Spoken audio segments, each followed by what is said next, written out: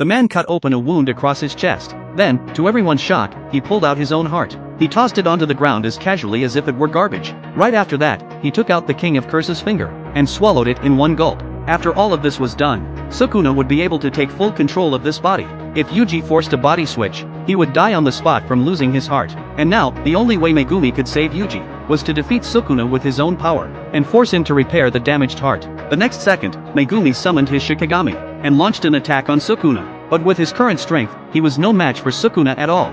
Facing Megumi's relentless attacks, Sukuna simply kept both hands in his pockets. Megumi attacked with everything he had, but he could not even touch a single hair on Sukuna. Realizing he was no match for his opponent, Megumi immediately summoned the Shikigami Great Serpent. Together with the Shikigami Nu in the sky, they launched a combined attack. But even with two Shikigami attacking together, they still had no effect on Sukuna whatsoever. As for Sukuna, he only used a little force and blasted the Great Serpent into a mist of blood. Then Sukuna quickly appeared behind Megumi. Right after that, Sukuna grabbed Megumi and threw him out. With a single kick, he sent Megumi flying hundreds of meters away.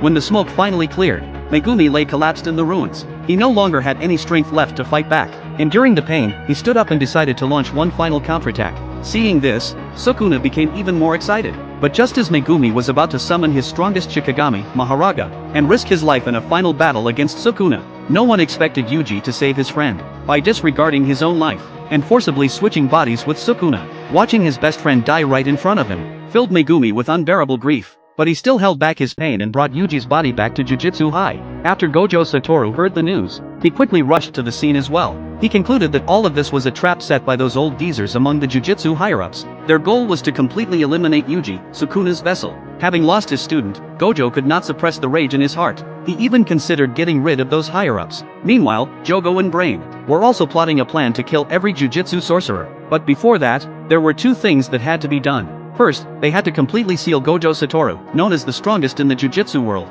Second, they had to bring back Sukuna, the King of Curses from 1,000 years ago. As for the first task, Jogo told Brain not to worry, because he could handle it himself. その代わり五条悟はわしが殺す。